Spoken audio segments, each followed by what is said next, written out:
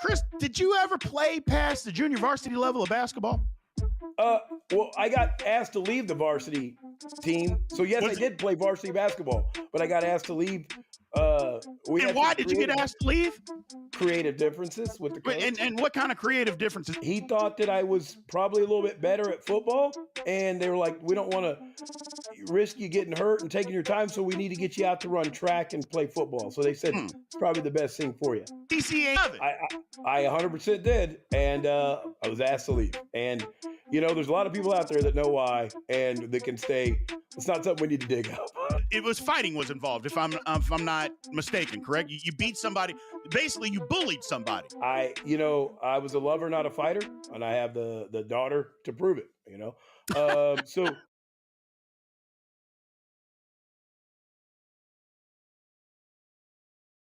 Welcome to Big B Daily. No frauds allowed.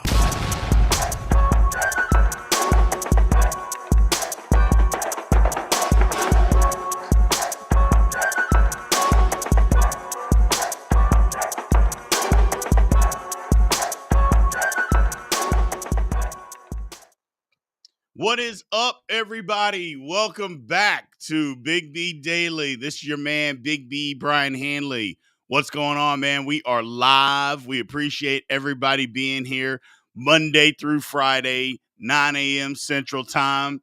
What is going on, man? Good night last night as far as sports. That was a wild one in Denver.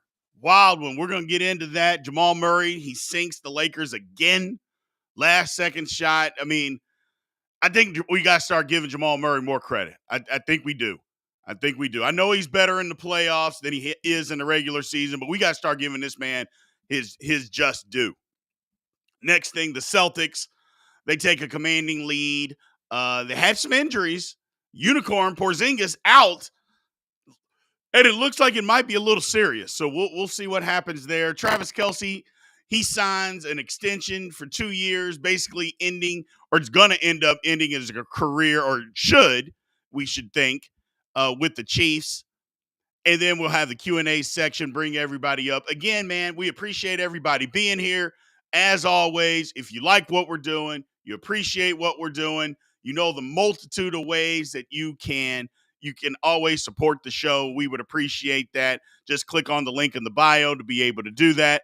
Next thing is, boom, man, just continue to like, share, subscribe, follow, all that good stuff. We appreciate everybody being here. Keep active in the chat. That's the main thing. Make sure you keep active in the chat. This is one of those shows where, I respond to what you guys are saying. Follow along. Appreciate everybody being here, man. Let's get to it. So, Jamal Murray, another time, he's killing the Lakers, man. He's killing the Lakers. And killed him, I should say. Another game-winning shot for Jamal Murray. The game was a really good basketball game last night. That's the thing. It was a really good basketball game. Anthony Davis gets hurt.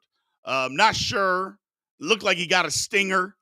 Wasn't effective offensively anymore after that, but he was still playing defense. He was still getting rebounds. KCP got hurt. Jamal Murray was hurt. They were going back and forth. It was a real good basketball game. And everybody, you look at this and you think, 4-1, Denver's just that much better than the Lakers. No. I mean, don't get me wrong. They're better than the Lakers. But taking a deeper dive, the Lakers led 165 minutes in this series. And the Nuggets only led 59 minutes. Just think about that again. The Lakers led 165 minutes in this series, where the Nuggets only led 59, and the Nuggets won the series 4-1. That's a crazy, crazy stat.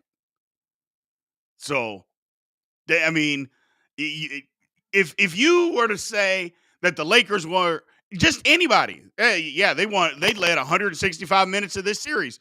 Immediately, you would think either they swept them or it's 4-1 and it's over. But nope. Denver just knows how to play at the end. They know they're just going to continue to play their style of basketball. They're not going to let you change what they do. They're just not going to let you change what they do, and they're going to continue to put pressure on you. They play as a unit. Everybody knows their role. And Jamal Murray is the difference maker. My man Mo Talk Sports, what's going on, Mo Talk? He basically has come to the conclusion, and he's right, Jamal Murray is clutch. The Murray-Jokic duo has to be one of the – hold on. One of the best of all time. Let's pump the brakes, man. Let's pump the brakes. We're not going to say that Jamal Murray and Jokic is one of the best duos of all time. They've won one title, okay? It's not like they've won 40 titles. Don't be a prisoner of the moment, man. Now, you come to me in 3 or 4 years, and they're still doing this exact same thing, then we can have that conversation. But come on, you're telling me that their duo, they're just as good or in the same conversation of Kobe and Shaq, Magic and Kareem? Come on, man. Let's not do that. Let's not do that. We can't do that. You know, they're good. Don't get me wrong. They're good. But we can't be prisoners of the moment and say they're one of the greatest duos of all time. Let's let a little bit of time pass. Let's go. Let's a little bit of time pass. So, but it's okay. I mean, they're good, but one title can't put you in all-time great. For instance, nobody out there saying that the 2004 Detroit Pistons is one of the greatest basketball teams of all time. They won a title, but they ain't one of the best of all time. So we got to let a little time pass. I get what you're saying, though. They're on their way. They're on their way. Good morning, Jason. Jason Parkinson, what's going on? Everybody's doing well, my man. Appreciate you finding us and getting back to the show. But yeah, Denver is just a well-oiled machine. Look, this was just a bad matchup for the Lakers. It was just a bad matchup for the Lakers. And I know everybody, before the playoffs started, during the play-in, everybody said the Lakers should avoid Denver. And I'm like, no, you shouldn't. Because we didn't trust Denver, or we didn't trust the Lakers to go and beat Sacramento in a one-game wins-all to get into the playoffs. We didn't trust the Lakers to do that. They had to win to get in, and that's what they did. And they were going to have to play Denver no matter what. And I know, hey, let somebody else beat them. If you're going to beat the best or be the best, you got to beat them. And here's the thing. The Lakers didn't play bad, man.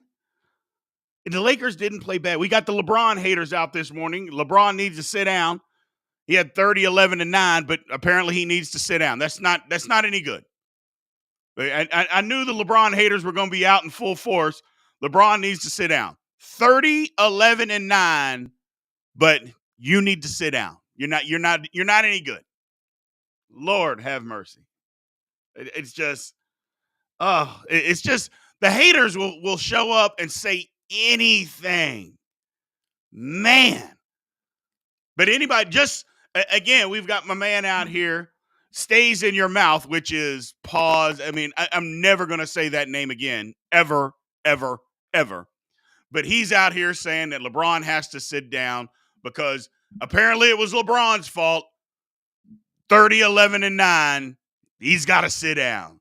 Can't play anymore. Not any good anymore. Lord have mercy. I don't know what to do. I don't know what to do. I mean, I know that people are going to hate LeBron no matter what. People are going to hate LeBron no matter what. But, I mean, the ignorance that goes along with it these days, man, I just don't get it, people. I don't get it. I don't get it. Why does everybody hate this man so much? Why does everybody hate him? I don't know. Whew. But oh well. But either way, let's get back to regular scheduled programming and stop the nonsense. Denver Nuggets are just that good. Denver Nuggets are just that good. So we'll see exactly what happens moving forward. I think this next series against Minnesota, is going to be clutch because Minnesota has the ingredients to match up with Denver. And they've got more athleticism than Denver. So we'll see. We will see. If Karl Anthony Towns actually plays to his height and doesn't just constantly settle for three-pointers and goes inside, he can kill Aaron Gordon. He absolutely can dominate Aaron Gordon. But if he just settles, not going to dominate Aaron Gordon, and there's going to be a problem. But the one thing about it is the Denver has nobody for Anthony Edwards. They just don't. So it's going to be a good series. It's going to be a good series. So we'll see exactly what happens. But yeah, last night was a good game. The Lakers played great in this series. That's the thing. The Lakers played great. Denver's just better.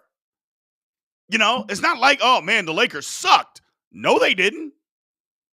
Now, you could say that, Hachimura was bad. Yeah, he was bad all series. He had a good game last night, but the previous 4 games he was bad. And Austin Reeves didn't do anything, And we know Snitch Russell was awful, except for one game. One game, Snitch Russell played great, which the Lakers lost, by the way. Game 2. Other than that, Snitch Russell, he had a game scoreless. Come on, people. What are we doing? But other than that, Denver was just better. Denver was just better than they were. So, and then that's kind of the way it is. That's the way it is. The Lakers played fine. LeBron played good. Anthony Davis played good. But sometimes you just run into somebody that's just a better team, man. Sometimes you just run into somebody that's just a better team. And it is what it is. It is what it is. But then we got people saying that's excuses. What's the excuse on why the Lakers got beat? I'm trying to figure it out. Somehow I'm making excuses for the Lakers when I literally said that they got beat by the better team, but somehow that's an excuse. And LeBron needs to sit down. I forgot. What was I thinking? Like I said, the ignorance that people have with LeBron is laughable. Oh, man, Mo Talk Sports, Big B. With a basketball savant like LeBron, why couldn't the Lakers execute down the stretch? Or was it – hold on. The Lakers were executing down the stretch. They did. At least in this game, they went down the stretch. They were going back and forth. They were executing. Now, if we're talking about execution, making shots, that's something different. But it's not like the Lakers were getting a bunch of bad shots. They were getting good shots. They just didn't make them all the time, but they were going back and forth. Lakers were fine. Denver is just better than they are. Sometimes a team is just better. So, sometimes a team is just better. Then we got somebody, since when is execution losing? Well, if you don't have the ball last and you keep scoring and it's a 1-point game and you're going back and forth, you're doing fine. Denver had the ball last. They made a shot. They won the game. Same thing in game 2. Going back and forth. They had the ball last. The guy made a shot. What are you supposed to do?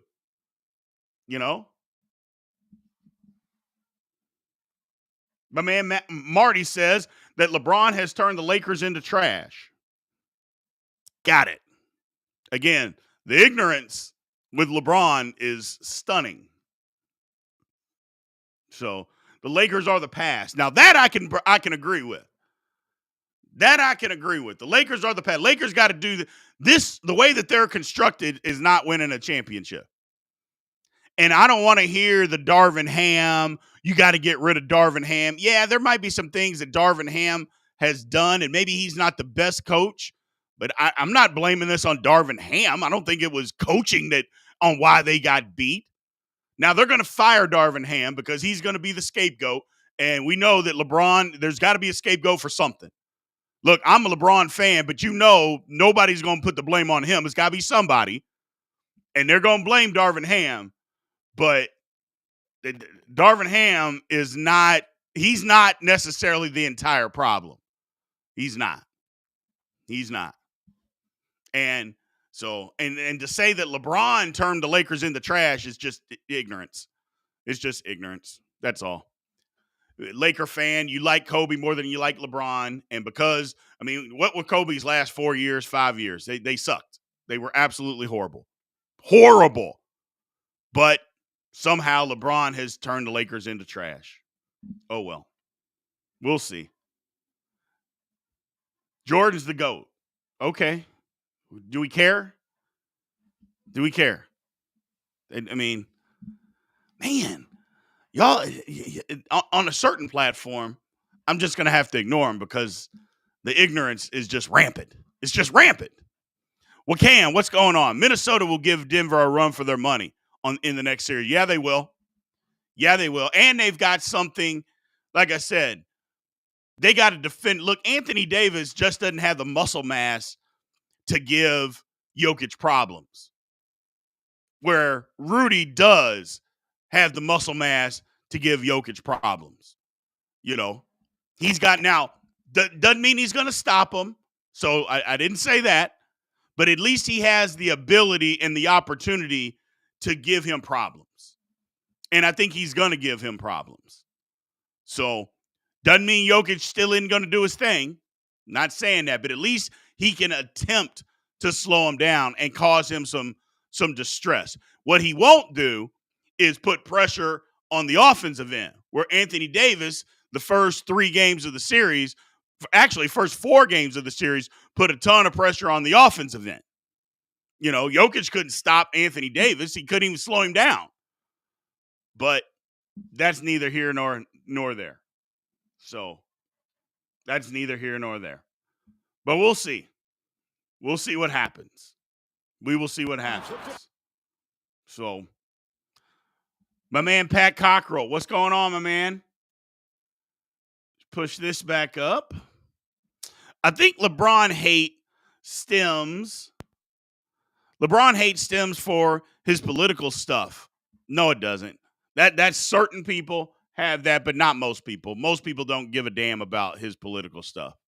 So, believe what you want. You have that right. But most average people on both sides go to sports to escape. Well, LeBron doesn't throw out, what have you heard this year LeBron say anything political? What political stuff has he said? I'll just wait for that. What political stuff has LeBron said this year, this entire season? What has he said? The answer would be nothing. See, that's you're making excuses for why people don't like him. If you don't like him, just say you don't like him. Nobody cares about politics. That's not why people like. For instance, Laker fans don't like LeBron because they love Kobe. Now, why you hate a man because you love another man, that's iffy to me. But that doesn't have anything to do with politics. That has nothing to do with politics. Other people hate LeBron because they think Michael Jordan's the best player ever. They think he's the GOAT. So because they think Michael Jordan's the GOAT, that means you have to hate LeBron for some reason. Why? I don't know. But whatever. That doesn't have anything to do with politics. I think people that hate LeBron because of politics, there's a deeper meaning on why. And I won't go into it, but I think we know. But LeBron hadn't said nothing political. LeBron hadn't said anything political. But we're going to hold, because he actually has an opinion on something that maybe you don't agree with, now you hate the guy? To me, that's weak. You didn't like him, and now you're just looking for a reason to not like him. But that's just me. That's just me. So, that's just me. True Lakers hate crybabies and floppers. Got it. So, they don't like anybody who who begs for a foul, because Magic Johnson used to beg for calls constantly. But I guess Laker fans, you do love Magic? Because I know Magic was a big-time crybaby. He did, and everybody will tell you that. But you didn't like Magic? But now that it's LeBron, now all of a sudden, okay. Got it. It's weird. Very weird. The Lakers need to get rid of Russell and get a deeper bench that can score. Yeah. I don't even know. I mean, they tried to trade Russell at the deadline. I don't know if anybody wanted him. But then Snitch Russell got hot. Snitch Russell got hot the last month and a half of the season, and he helped the Lakers, but he brings you nothing defensively. Nothing defensively. So, but it is what it is. Eric, yes, Eric, the E double. You're exactly right. LeBron said the sky was blue. Now everybody hates the sky. Or they don't hate the sky. LeBron's lying. It ain't blue. LeBron's making it up. It's just, man, I just don't get it. I don't get it. Like who you like, but you have to, because you like somebody else, now you have to hate another guy. Or you act like he's not any good. Like somehow LeBron's not good. Like somebody said LeBron needs to sit down. The man went last night at 39 years old, went for 30, 11, and 9, and yet, my team can't use that. Nope. We can't use a guy going for 30, 11, and 9. No good. Sit him down. We don't need that on our team. Get rid of him. He needs to retire. He's not playing good anymore. Oh, got it. It's always something. It's not LeBron's fault that his team is missing wide open shots, not communicating on defense. Look, the Lakers got beat by a better team. Period. End of story. They just got beat by a better team. That happens. And it's okay when that happens. It's okay. So it is literally okay. So Marty is supposedly a Lakers fan, and he's talking about the Lakers are fishing in Mexico. So, Marty, we know that you're lying. You're not a Lakers fan. So, because otherwise, you wouldn't be doing that. Nothing this year. I was just making a generalization, says my man Pat Cockrell, based on conversations. But that would be the whole thing. A generalization. Why would you generalize LeBron because he said two things politically that you don't like? All of a sudden, you hate the man. Well, number one, was he wrong with what he said? That would be number one. But even if you deem that he's wrong, you can't have difference of opinions without hating someone? Is that where we are? If I don't think the way you think, I have to hate you. I don't know. I think that's odd that if we don't think the same, I've got to hate you and say everything bad about you. That's what people do. So I don't know. It is what it is. I get what you're saying, though, Pat. I do get what you're saying. Darren Howard says, I don't care about Bron whining to the rest. Get your ass back on defense. Yeah. You can whine, but it's like him and Luka. Nobody in the NBA whines more than Luka. Nobody. So people that talk about whiners, I don't know if there's been a guy outside of Tim Duncan. I don't know if there's been a player in the history of the NBA that whines more to the refs than Luka Doncic. I literally don't. And neither one of them get back on defense. But you don't see the Luka hate. You do not see the Luka hate. You don't talk about people don't talk about him whining. I don't think there's been, first of all, Tim Duncan was the biggest whiner in the history of the NBA. That's number one. And everybody will tell you that. And if you ever paid attention and watched NBA basketball, Tim Duncan whined on every call. He never fouled. He always got fouled. He was the biggest whiner, and everybody will tell you that. Everybody else, and Tim Duncan is an all-time great, in the top 10 of best players all time. Ain't no doubt about it. No doubt. But you don't hear people say that he's whining. You don't hear it. Same thing with Luka. So before anybody tries to say, oh, Brian, you're being racist. You're being racist. No, Tim Duncan's black, Luka's white. They both whine. So stop the nonsense. Because I know that was coming. I knew that was coming. So, but again, you don't have to think LeBron is the GOAT either. You don't have to think he's the GOAT. I'm not sure that I do. However, that doesn't mean that you have to hate the man. That's all I'm saying. Or after he goes for 30, 11, and 9, I don't think the conversation should be LeBron needs to sit down. Apparently, he needs to retire because he's not playing well anymore after going 30, 11, and 9. Lord have mercy. So,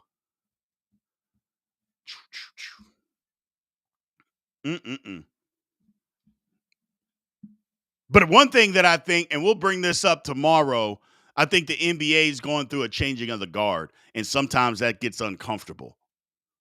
I think that's part of it. We'll talk more about that tomorrow, but I think that's kind of what's going on right now, is that the old guys are still around, still playing well, but not as well. Their teams aren't winning, and that's the thing, and people are blaming them.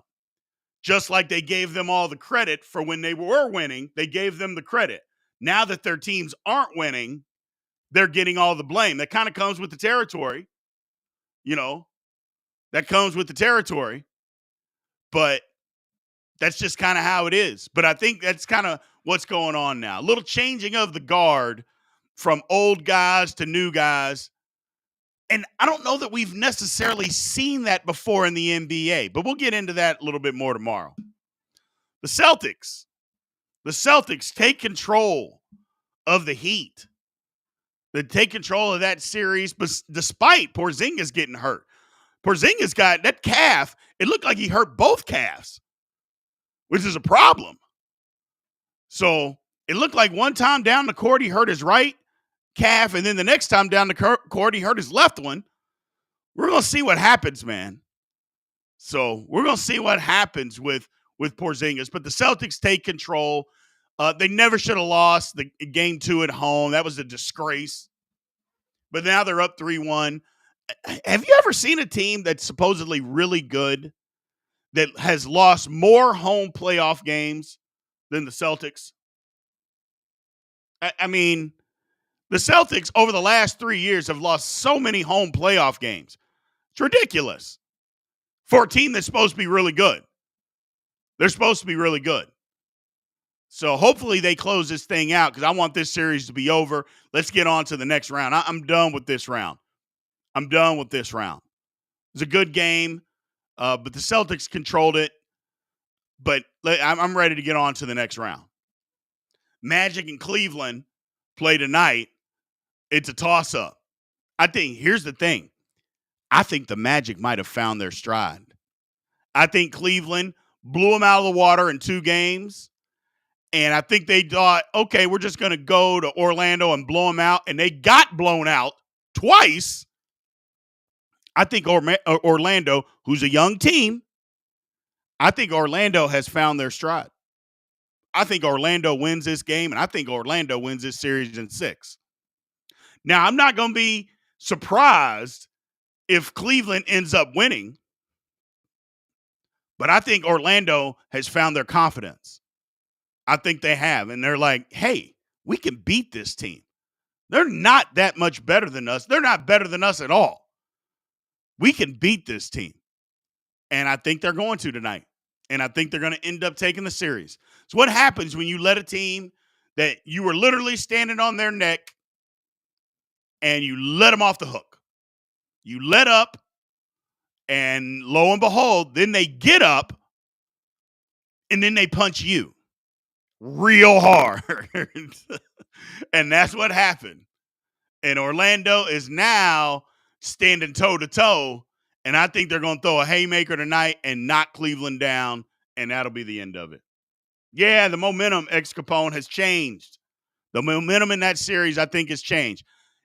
Now, they always say that any series, but especially in the NBA, it doesn't start till you win on the road, and nobody's won on the road. Well, hell, we're 4 games in. The series has to have started at some point in time, and I think it has. I think it has. So that's just kind of what I believe. I think they have found their mojo, should I say. The Magic have found their mojo. So Darren Howard says, remember when Tank hit King Ryan to the body and Tank face lit up? That's what the Magic did. It's a wrap. Yeah, I remember. I remember. You know, I remember. More importantly, King Ryan got hit in the liver and he was like, oh, hell no. I'm not doing this anymore. Just knock me out quick, please. Hurry. Hurry. And that was the end of that. So, my man, Pat Cockrell, who's going to win the Clippers versus Mavs series? I picked the Mavs in 6 to begin, and I'm going to stick with it now. But they can't let Paul George and James Harden do their thing. They got to be able to stop them. They did for 2 games in a row, and then they got loose. If they're going to continue to get loose, they can't win. Because Kawhi Leonard can't play. His knee's the size of a softball. He's not going to play. So, which is so sad. It's so sad what's going on with Kawhi. But yeah, I'm sticking with the Mavs. I'm sticking with the Mavs. I think it's going to be a good series. But yeah, the Boston series, I think that one's got to be over. We got to get that one over. Get up out of there. Get this one up and out of there.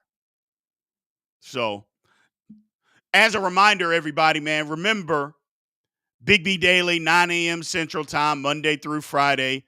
Appreciate everybody showing up, man. Continue to come in. You know, remember, tap the screen, like, follow, subscribe, all that good stuff. And you continue to like what we do and want to support the channel. The link's in the bio. You can always do that. Number one, there's also a link in the bio in case one of the platforms that you're watching happens to freeze up. Remember to click on the link in the bio and you can get to a place where it will not freeze up on you. So always remember that, depending on what platform you're watching. Travis Kelce signs a 2-year extension with the Chiefs and basically is going to end his career as a Chief. I like it. I like it. I kind of thought that was going to be the case. They gave him $17 million guaranteed. They'll pay him that last year. Travis Kelce, because he's only going to play 1 or 2 more years anyway. I wouldn't be surprised if this is his last year. I wouldn't be surprised if Travis Kelce doesn't call it a career after this year. But I think he might play 2. But he's going to end his career as a Chief. Is Travis Kelce the best tight end to ever play football? I know we did our list. I know we've gone down and we've had our top 5 list. And I didn't think that he was. There was a couple of you out there that said that he was. But I didn't have him I had him at 3rd. I had him at 3rd because I believe Gronk and Tony Gonzalez are better just for the simple fact that they can block. And Travis Kelce is a below average blocker. He's just a get in the way type of guy. And he's gotten better because the first 8 years of his career, he was a terrible blocker. He wasn't bad. He was terrible. But he's gotten better. You got to give him credit for that. But I don't think he's the best tight end of all time. I know there's a lot of recency bias that goes into that. And a lot of people believe, oh, he's the greatest receiving tight end ever. And I'm not going to say that he's not that. But the difference in, for instance, the distance between his receiving and Gronk's receiving is not as great as the difference between his blocking and Gronk's blocking. I think that anybody that knows anything about football will tell you that. So is that Gronk's blocking is miles better than Travis Kelce's blocking. Miles better. But Travis Kelce's receiving isn't miles better than Gronk. And we all know that. We all know that. So here's a good question. Is he the best without Patrick Mahomes, or does the QB even matter? Well, we haven't seen him without Patrick Mahomes, but the quarterback has to matter some. I mean, because if you're, for instance, this is why I think Tony Gonzalez is so great. He played with lackluster quarterback play except for about 4 years of his career. 4 years of his career. Other than that, he was playing with Brody Croyle and Damon Heward, just absolute bums at the quarterback position. He got 2 years with Matt Ryan and I think 3 years with Trent Green. Other than that, he played with horrible quarterbacks and was still able to put up the numbers that he was able to do. That's why I think Tony Gonzalez is so good. And Gronk is the best. Tony's second. Travis Kelce third. Uncle Shay Shay coming in at fourth. Somebody mentioned Kellen Winslow. Yeah. Kellen Winslow was really good. So, very good. But, yeah, so Kelce's going to end up ending his career as a Chief. I like it. I like when guys stick around, or if they're able to stick around. I shouldn't say, stick around. If they're able to stick around and play their entire career with one team. I mean, most of the time, that's not to their, I don't know. It's not their decision. Most of the time, teams say, yeah, we love you. You've been here for a long time, but, it's time to move on. You make too much money and you're not good enough, or you still make too much money, but we would rather go in a different direction and try to go younger, cheaper, and get the same type of production. You see that a lot out of teams. And I'm glad that Kansas City is good, that they didn't do that. I'm glad that they didn't do that. So it can be tough. I get it. It can be tough. But Kelce is that guy. So, speaking of that, we got some leftover draft stuff. Anybody think some people out there that I had gotten into an argument yesterday? Somebody, again, let's talk about Michael Penix. Who out there believes that the Michael Penix and that pick was a good pick? Is there anybody out there that believes that Atlanta did a good job drafting when they took Michael Penix where they did? I want to get into that because I am just still at the just saying no, it wasn't a good pick. But there's a lot of people out there that are still saying that, yeah, Michael Penix, that was a good draft pick. I don't believe that it was. So, yeah, no, on one of the platforms, man, it froze up. I apologize. One of the platforms, they've been messing with me, and it keeps freezing up on me. It's been doing this for the last 2 weeks, so I apologize. One way that you can eliminate that, if you don't want to constantly be frozen up, click the link in the bio. There's a live feed that you can click on, and you can come over, and you won't have that problem. I promise you. But yeah, I apologize. One of the places where you get it, man, it's where you guys have been watching, is it keeps freezing up on me, so I apologize for that. But again, as always, go click in the link in the bio. First of all, you can click the link in the bio. There's a live feed that you can click on and automatically come over, and you will not get frozen up on. That I can assure you. So, Yeah, my man. We appreciate you coming over. We appreciate you coming over, man. It's easier. It's better over on this side. So we appreciate you coming over.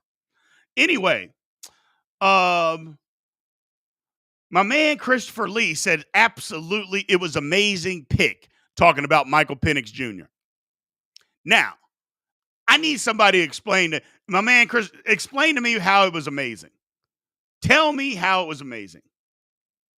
So I'm just trying to figure out how this was amazing because I don't, to me, it was not amazing. It doesn't make any sense. You're basically picking a guy when you had needs to get better, and what you're saying is your future is more important than the right now. That's what they're saying. We would rather get a quarterback for the future 3 years from now because he's not going to play for 3 years, and that's more important than trying to win right now. I think that's a horrible way to look at it. If the guy was 20, maybe. If your team wasn't ready to win right now, absolutely. It would make a great pick. But I'm sorry, the Atlanta Falcons are ready to win right now. If Kirk Cousins was on their team last year, they win that division. They win the division. And he's healthy.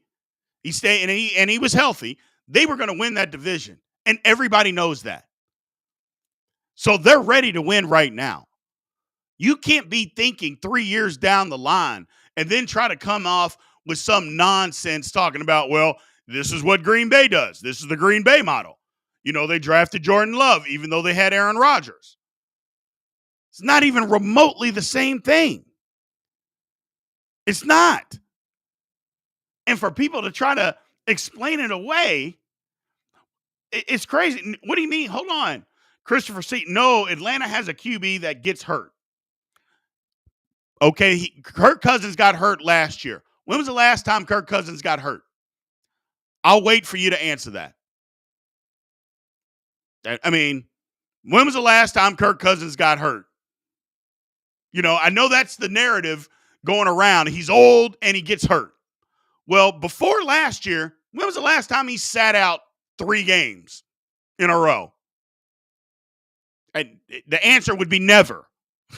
So don't start with the whole, oh, he always gets hurt. No, he doesn't.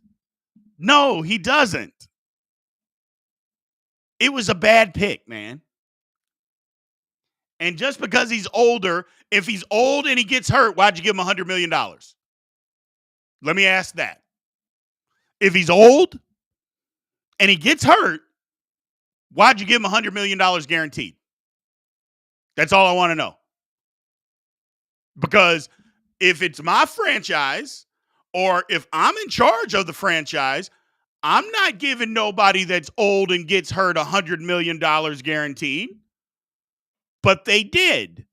And since you did, that clearly means that you don't think that he's too old or that he's going to get hurt.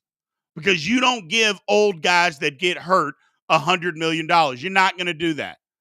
The perfect example would be the New York Jets. They had Aaron Rodgers, a 4-time MVP that they picked up on their team. They restructured his contract to give him less money so that they could be more competitive. Now, who would you rather have? Aaron Rodgers or Kirk Cousins? And I'm just throwing out questions. Who would you rather have? Aaron Rodgers or Kirk Cousins? And I think we all know the answer to that. And that, my friends, is the answer.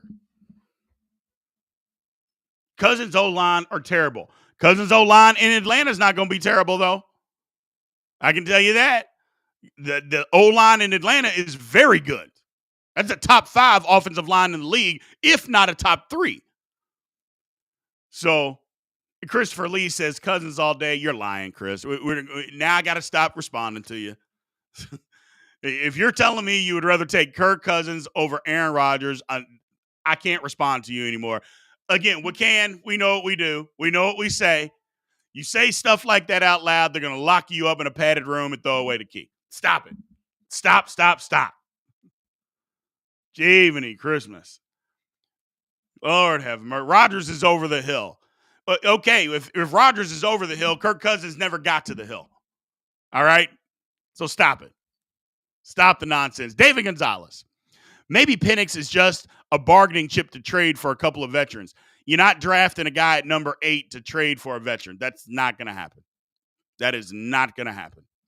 If that did happen, the Arthur Blank, who I think is a horrible owner, by the way, would fire his coach, his general manager. He would fire everybody on the organization side immediately. You draft a guy at number 8 just to trade him? Yeah, you would be fired. But that's not happening. That's not happening. So Atlanta has lost their locker room with one pick. Cousins hasn't played a snap. And the first sign of adversity, they'll be chanting for Penix in Atlanta. Absolutely. I mean, they didn't do Kirk Cousins any favors. The fans, I don't know, though. Here's what I'll say. The fans in Atlanta are pretty savvy. They're pretty savvy.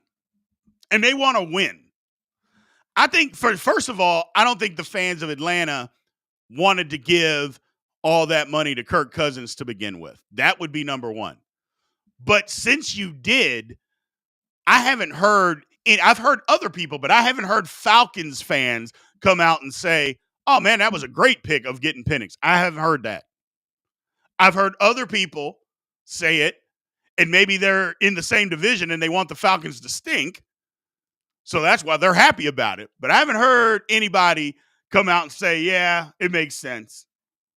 So my man, that guy Drew says, I see Penix starting by week 7. Why would you see Penix starting by week 7? Like, if Cousins is healthy, we act like Kirk Cousins is a bad quarterback. He isn't. I mean, why would Penix be starting by week 7? Kirk Cousins doesn't have an injury history, so he doesn't have that. He doesn't have a history of playing bad football, so he doesn't have that. So why, again, would Michael Penix be starting by week 7? Now, if he's not ready to play off the injury, then why wouldn't Penix start week 1?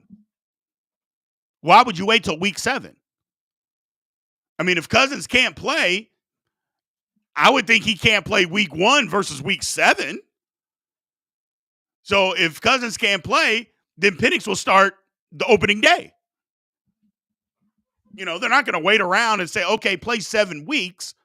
Oh, you can't play, we'll put in Penix. No. He'll start right away. So he'll start right away. Look at this. Educate, don't humiliate. I'm trying personal growth, April H. Personal growth. That's my personal growth. You know, I could have lit into him and I didn't. And that's a good point, my man, Jason Parkinson. That is a great point, actually. I feel bad for both guys in the situation Atlanta's put them in. That's a great point. Because you're right. They'll be screaming for Kirk Cousins. They will be screaming for Michael Penix. The first interception. Let the interception happen at home. The very first one. Put in Penix. It'll happen. And there's no reason for it to happen. They didn't have to do this. But it is what it is. It is what it is. So, Bo Nix to the Broncos. I don't like it. I don't know any NFL guy that I listened to or that I talked to that thought that Bo Nix was a first or a second round pick as far as a grade. I talked to several. I listened to several, because you try to get as much information as possible to make a decision. I don't know any of them that thought that Bo Nix was a first or even a second round pick. And yet he goes 12? Somebody, Field Yates from ESPN, I love this analogy, said it was an ego pick by Sean Payton because he's going to take this guy that nobody thought was any good and he's going to try to go win with him. And if he does, then I will be the unquestioned quarterback whisperer. I mean, and here's the thing about Sean Payton. He's got the contract and the money, and he's got the luxury to be able to do that because they can't get rid of him as the coach. I mean, Sean Payton is locked into Denver for a long time. Let me look at what his contract is. $18 million a year. I mean, for 5 years, getting $18 million. You can fire me if you want to, but I'm making $18 million a year. They're not going to fire him in year 2. So he's going to try to go win. And if he doesn't, hey, man, okay, I'm good. I made $90 million over 5 years. I'm good. It didn't work. It didn't work. You gave me full control. Lord have mercy. Yeah, I didn't like the Cousins pick, or I didn't like the Bo Nix pick. I didn't like it. I didn't like it. I understand the reasoning. So I understand the reasoning. But I think it's wild. I think it's wild. Do I think Prime will leave Colorado for the NFL? I don't. First of all, here's the difference. People talking about Coach Prime. Here's the difference. NFL guys are going to see through some of the stuff that he tells these college kids. Number one, you're not going to be able to go into an NFL locker room and do all of this social media stuff. That's number one. Okay? Guys aren't going to want to do that. Number two, Prime isn't an X's and O's guy. Okay? He's not a guy that's going out there. Now, neither is Mike Tomlin, to be fair, although Mike Tomlin is a pretty good defensive guy. But Coach Prime is not an X and O guy. He's a motivator. I think he's set up perfect in college. I think college is his thing. The problem that I have with Prime is that it's become apparent that he is more concerned about getting his kids into the NFL than he is necessarily winning games. Now, that's going to help his kids by winning games and having them play well, but it seems to me that he's more concerned with that than he is winning. And again, I'm a Prime supporter. I want Colorado to do well, except when they play Kansas State. I want them to win every single game, except when they play Kansas State. So I am rooting for Coach Prime. I'm rooting for him. However, I'm just not sure that first of all, I know it's not sustainable. You can't just constantly go into the portal and get 30 guys every year. You can't do that. You know, you 30, 35 guys, 40 guys leaving every year. You're not going to be able to do that. They lost 40 guys from December until today. You can't do that. Now, I know they bring in guys. I'm not saying they're not replacing them, but that's just not a sustainable. You got to bring in freshmen. You got to, at some point, you got to develop somebody. Because we talk about Kamari McLean and him just being stupid and not going to class, not going to meetings, showing up late to practice, late to meetings, not knowing the playbook, not watching film, him not doing those things. And all of that is true. But what's also true is he said he wanted to go somewhere that develops you. Now, he has to want to be developed. He has to want to. But who have we seen that Prime has just developed into this great player? I mean, you haven't seen it. And they have a good coaching staff. It can't just be constant turnover every year. At some point, show me that you can develop somebody. Show me that. Not, hey, I come from another school and I come to you and I play well and I get drafted. That's not developing. Well, why should I come to Colorado? What can you do to help me? I'm a freshman. I'm a pretty good player, but I want to get better under you. Show me who you've gotten better. That's going to start being the thing.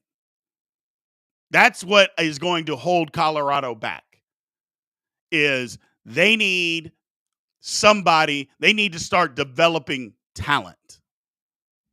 So if they do that, I think they'll be good.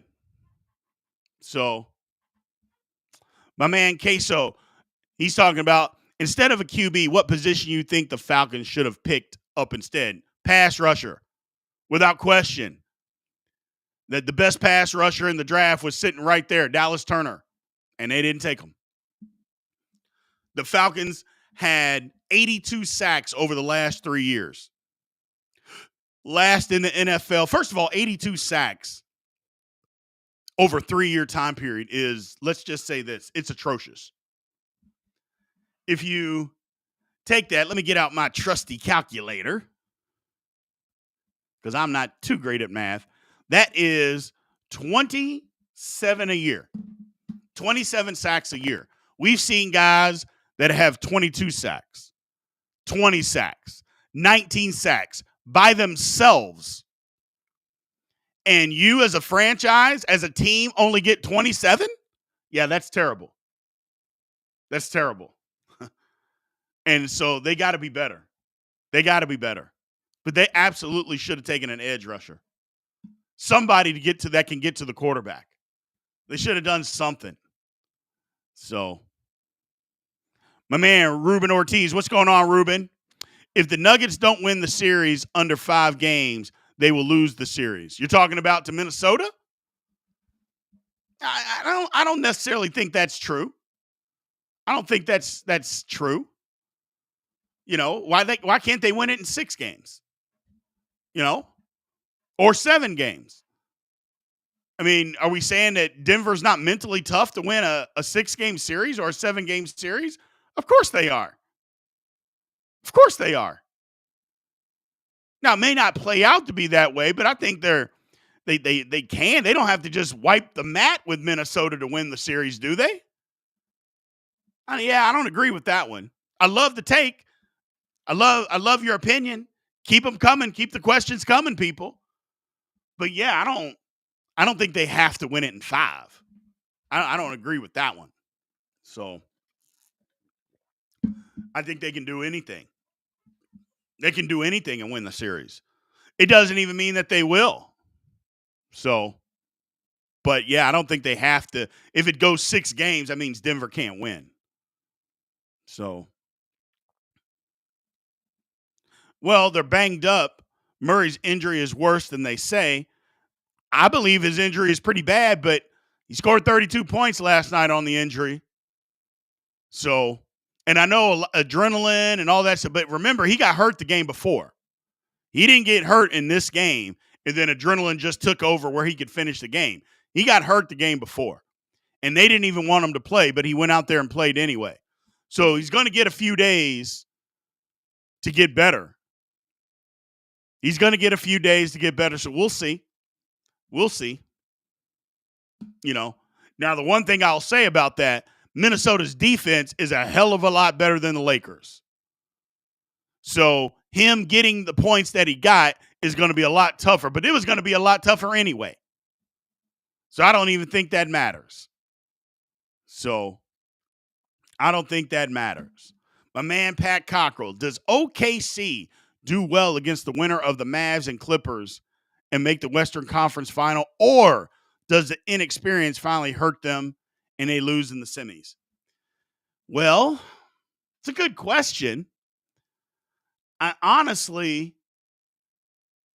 because they didn't get tested in this first series. They didn't get tested at all. So while they were inexperienced, there wasn't anybody that could push them. You know what I'm saying? There wasn't anything to test. The next series, they're going to get tested, no matter who it is. But I think OKC is better than who they're going to face. I think they're better than the Mavs. I think they're better than the Clippers. But the top 2 players from each team, you got SGA, but then the fall off after him is so much greater. I think it's going to be tough for them to win no matter what. I think the winner of the Clippers and the Mavs series ends up beating them. I don't know that it's going to be inexperience. Maybe it's inexperience. Maybe the thought of being in the playoffs gets to them. Because the one thing is, I think for OKC to have any chance, they got to win game one. Because if they lose game one, then the doubt will creep into their mind. I think they got to win game one for them to have a chance. If they lose game one, they might lose the series in 5. I'll say that. They got to win game one. But if they lose game one, you can call it curtains. That's a great question, Pat. Great question. But yeah, I think that OKC's got a shot.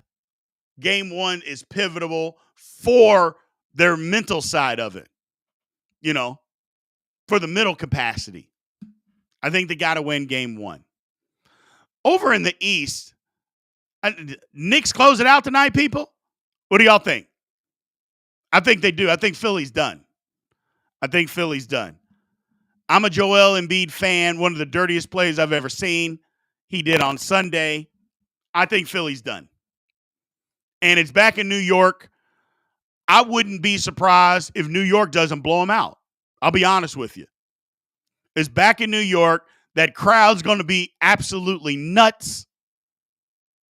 I wouldn't be surprised if New York doesn't blow them out. If they don't make a whole bunch of shots early, Philly goes into the tank and they blow them out. Would not surprise me at all. Would not surprise me at all. So, we'll see. We will see. So, I think the key may be stopping Michael Porter Jr. The Lakers couldn't do it, but Minnesota got 10. Here's the difference, is that you're right. The Lakers couldn't do it because they didn't have anybody to guard them. I don't know. Like, they didn't have a stopper.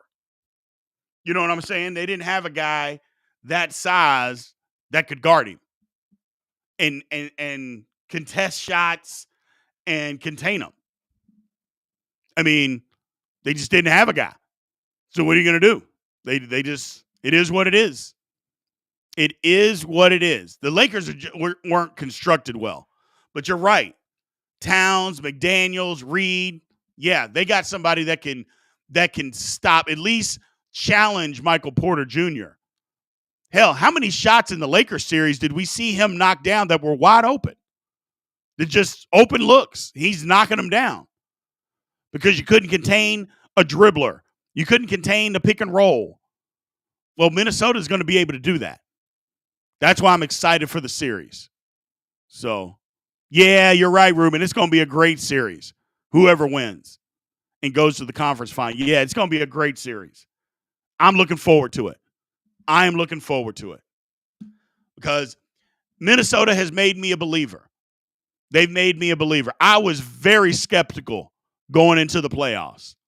I was skeptical of their mental aspect, but they have made me a believer. So I am a believer of the Minnesota Timberwolves. They they took the heart out of Phoenix. They literally just snatched the heart right out of their chest. Y'all remember the Indiana Jones and the Temple of Doom? Y'all remember that movie where the dude gets that spell and he reaches in and grabs the heart right out of that guy? That's exactly what happened with Minnesota against Phoenix. He just snatched the heart right out of him. So, but yeah, I like what you're saying there, Ruben. You got I'm picking up what you're putting down, brother. I'm picking it up. I'm picking up what you are putting down. But yeah, I think there's something to that. I think Minnesota's got a real chance to win this series. I think they do. I think it's going to be good. I like what Denver's bringing to the table. Jamal Murray injury could be a problem. We'll see how he responds. But Anthony Edwards, man, is he the next guy? Let me ask y'all, is he the next guy? Is he it? Is he that dude? You know? Is he going to be that guy? He sure is playing like it in the playoffs. Now, it was a bad matchup for Phoenix. They didn't have anybody who could guard him. But He absolutely said, I'm better. I'm the best player on the court. I'm going to go out and show everybody that I'm the best player on the court, and there is absolutely nothing that you can do about it. That's what Anthony Edwards did in that Phoenix series. There is nothing that you can do about it.